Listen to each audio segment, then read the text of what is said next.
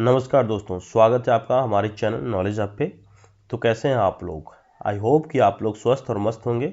तो मैं हूं सनी कुमार और आज के इस वीडियो में मैं लेकर के आया हूं 351 से लेकर के 400 तक का जनरल स्टडीज का यानी कि सामान्य अध्ययन का one liner question answer.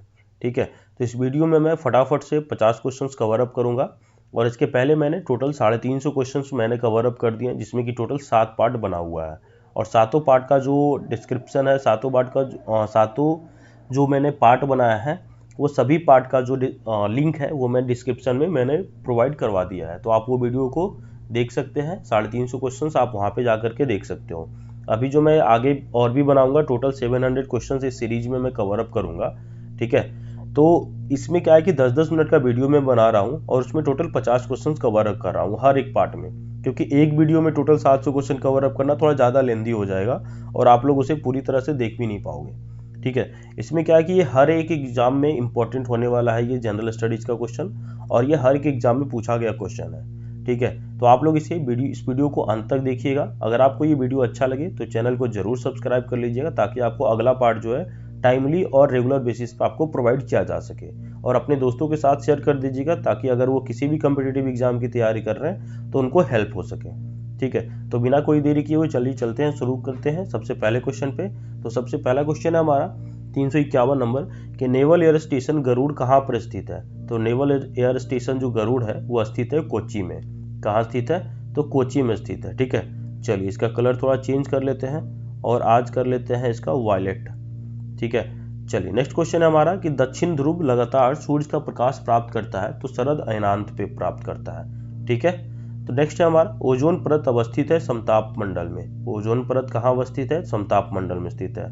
Next है वायुमंडल में दैनिक मौसम परिवर्तन निम्न में से किसके कारण होते हैं। तो दैनिक जो मौसम परिवर्तन होता है वह क्षोभ मंडल के कारण परिवर्तित होता है, क्षोभ मंडल के कारण चेंज होता है। ठीक है, नेक्स्ट है हमारा वायुमंडल में सबसे अधिक गैस किस का प्रतिशत है, किस गैस का प्रतिशत है। यानी कि वायुमंडल में जो गैस की मात्रा होती है तो सबसे अधिक किस गैस का प्रतिशत है? वो है नाइट्रोजन। ठीक है, नाइट्रोजन का है। नेक्स्ट है हमारा 356 नंबर, निम्नलिखित में से कौन सा उच्च मेघ है। तो पच्छाव मेघ जो है सबसे उच्च मेघ है। ठीक है, नेक्स्ट हमारा निम्नलिखित में से कौन वर्षण का प्रकार नहीं है। तो कौन वर्षण का प्रकार नहीं है? तो वह है कोहरा। इसका करेक्ट आंसर हो जाएगा कोहरा।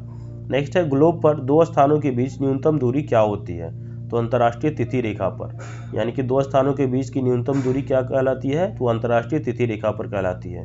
ठीक है, नेक्स्ट है नीली क्रांति किससे संबंधित है। तो नीली क्रांति मत्स्य उत्पादन से संबंधित है। नेक्स्ट है भारत का सर्वाधिक नगरीकृत राज्य कौन सा है। तो भारत का सर्वाधिक नगरीकृत राज्य है महाराष्ट्र।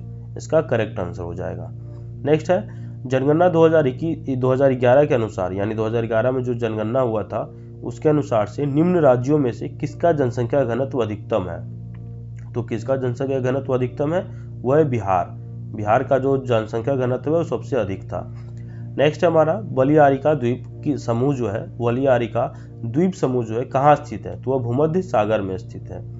नेक्स्ट है निम्न नगरों में से कौन सा नगर कर्क रेखा के निकट स्थित है। तो कर्क रेखा के निकट स्थित है कोलकाता। उसके बाद है हमारा कि निम्नलिखित में से कौन सी फसल बरक घाटी की महत्वपूर्ण फसल है।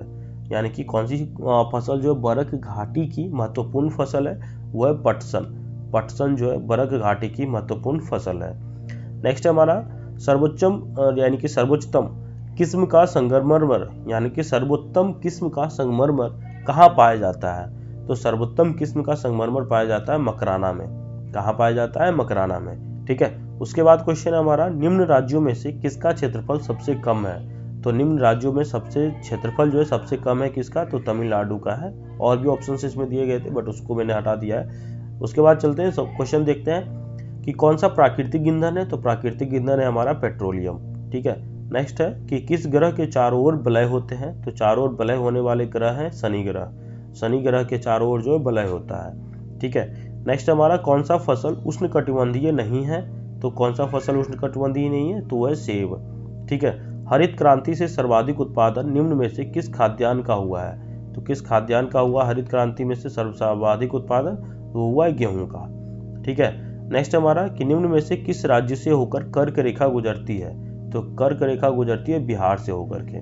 ठीक है, उसके बाद हमारा क्वेश्चन है, भारत में सर्वाधिक कोयला भंडार किस राज्य में पाए जाते हैं? तो सबसे ज़्यादा जो कोयला भंडार है वो है झारखंड में। नेक्स्ट हमारा, बेम्बा नदी की झील जो है कहाँ पर है? तो बेम्बा नदी जो झील जो कहाँ पर स्थित है? तो केरल में है। ठीक है, बेम्बा नदी जो झील है वो केरल में स्थित है। उसके बाद क्वेश्चन हमारा, निम्नलिखित में से कौन सा ग्रह सबसे कम समय में सूर्य का चक्कर लगाता है? तो सबसे कम समय में सूर्य का चक्कर लगाता है बुध ग्रह, जो कि सबसे छोटा ग्रह है। ठीक है, उसके बाद क्वेश्चन हमारा कि ओजोन परत के संरक्षण का अंतर्राष्ट्रीय दिवस कब मनाया जाता है? तो 16 सितंबर को मनाया जाता है, 16 सितंबर को। ठीक है, ओजोन परत के संरक्षण का अंतर्राष्ट्रीय दिवस मनाया जाता है 16 सितंबर को। उसके बाद हमारा कि उत्तर प्रदेश में 2 परमाणु ऊर्जा इकाइयां कहाँ पर स्थित है? तो उत्तर प्रदेश में 2 परमाणु ऊर्जा इकाइयां स्थित है। कहाँ स्थित है? तो नरौरा में स्थित है। ठीक है, नेक्स्ट हमारा, मध्य प्रदेश की सर्वाधिक जनसंख्या वाली जनजाति कौन सी है? तो वह गोंड। मध्य प्रदेश की सर्वाधिक जनसंख्या वाली जनजाति है गोंड। नेक्स्ट है हमारा, तिब्बत के पठार की समुद्र तल से औसत ऊंचाई कितनी है? तो 5 किलोमीटर है। तिब्बत के पठार की सबसे समुद्र तल से जो औसत ऊंचाई है वो टोटल कितनी है? तो 5 किलोमीटर है। नेक्स्ट है हमारा कि केसर का वाणिज्यिक स्तर पर उत्पादन निम्न में से किस राज्य में होता है? तो होता है जम्मू और कश्मीर में। केसर का जो सबसे ज्यादा उत्पादन होता है जम्मू और कश्मीर में होता है। नेक्स्ट है, भारतीय बागवानी विश्वविद्यालय कहाँ पर स्थित है? तो सोलन में है, जो कि हिमाचल प्रदेश में स्थित है। भारतीय बागवानी विश्वविद्यालय कहाँ स्थित है? तो सोलन, हिमाचल प्रदेश में। ठीक है, सोलन हिमाचल प्रदेश में अवस्थित है। नेक्स्ट हमारा, निम्न में से भूकंप मापी यंत्र कौन सा है? तो सिस्मोग्राफ है। सिस्मोग्राफ जो है भूकंप मापी यंत्र है। उसके बाद है, भारत किस खनिज के उत्पादन में आत्मनिर्भर है? तो ग्रेफाइट के उत्पादन में भारत जो है आत्मनिर्भर है। नेक्स्ट हमारा, गंगा नदी किस राज्य से होकर नहीं गुजरती है? तो हरियाणा से होकर नहीं गुजरती है। सुंदरबन का डेल्टा कौन सी नदी बनाती है? सुंदरबन का जो डेल्टा है वह गंगा ब्रह्मपुत्रा नदी बनाती है। ठीक है, नेक्स्ट, नाथुला दर्रा किस राज्य में स्थित है? तो नाथुला दर्रा सिक्किम में स्थित है। ठीक है, नेक्स्ट हमारा, बोमडिला दर्रा भारत के किस राज्य में स्थित है? तो बोमडिला दर्रा भारत के अरुणाचल प्रदेश राज्य में स्थित है। ठीक है, उसके बाद है, गंगा और ब्रह्मपुत्रा का उद्गम स्थान क्रमशः कहाँ स्थित है? तो गंगा और ब्रह्मपुत्रा का जो उद्गम स्थान है, गंगा का उत्तराखंड है और ब्रह्मपुत्रा का तिब्बत है। ठीक है, नेक्स्ट हमारा, निम्नलिखित नदियों में से किसका उद्गम स्थान भारतीय क्षेत्र में नहीं है? तो ब्रह्मपुत्रा का, यानी ब्रह्मपुत्रा का तिब्बत में, इसलिए भारत में नहीं है। ठीक है, नेक्स्ट हमारा, जोजिला दर्रा किस राज्य में स्थित है? तो जम्मू और कश्मीर में है। तिब्बत में बहने वाली नदी सांगपो निम्नलिखित में से किससे होकर भारत में प्रवेश करती है? तो वह अरुणाचल प्रदेश। तिब्बत में बहने वाली सांगपो नदी जो है भारत के किस राज्य से होकर गुजरती है? तो वह अरुणाचल प्रदेश। नेक्स्ट हमारा, सिंधु नदी की लंबाई उतनी ही है जितनी की ब्रह्मपुत्र की, तो यह लंबाई कितनी है? तो टोटल 2900 किलोमीटर है। ठीक है, क्वेश्चन थोड़ा घुमा के पूछ दिया जाता है, तो आप लोग थोड़ा ध्यान दीजिएगा और हर एक क्वेश्चन जो इंपॉर्टेंट है तो इस वीडियो को अंत तक देखिएगा बिना स्किप किए हुए, क्योंकि फटाफट से मैं 10 मिनट में ही 11 मिनट में ही मैं 50 क्वेश्चन कवर अप कर रहा हूँ, तो बिना स्किप किए हुए इस वीडियो को अंत तक देखिएगा। ठीक है, नेक्स्ट हमारा, निम्नलिखित में से कौन सा दर्रा हिमाचल प्रदेश में स्थित नहीं है? तो जैलापला दर्रा जो है वह हिमाचल प्रदेश में स्थित नहीं है। ठीक है, नेक्स्ट हमारा, बुर्जिल तथा जोजिला दर्रा निम्नलिखित में से किस राज्य में स्थित है? तो जम्मू कश्मीर में है। जम्मू कश्मीर में बुर्जिल तथा जोजिला दर्रा स्थित है।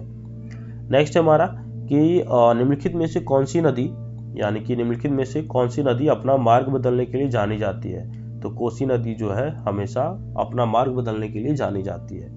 ठीक है, नेक्स्ट हमारा, भारत का प्रमाणिक, यानी कि भारत का प्रमाणित समय किस स्थान से निश्चित किया जाता है? भारत का जो प्रमाणित समय है वह इलाहाबाद से सुनिश्चित किया जाता है। ठीक है, वह काल्पनिक रेखा जो पृथ्वी को 2 भागों में बांटती है क्या कहलाती है? तो भूमध्य रेखा कहलाती है। काल्पनिक रेखा जो कि भारत को 2 भागों में बांटती है तो भूमध्य रेखा कहलाती है। भू मतलब पृथ्वी, मध्य मतलब बीज। ठीक है, नेक्स्ट है हमारा कि वे 2 प्रमुख नदियां कौन सी है जो अमरकंटक पठार से निकलती है परंतु वे अलग अलग दिशाओं में बहती है?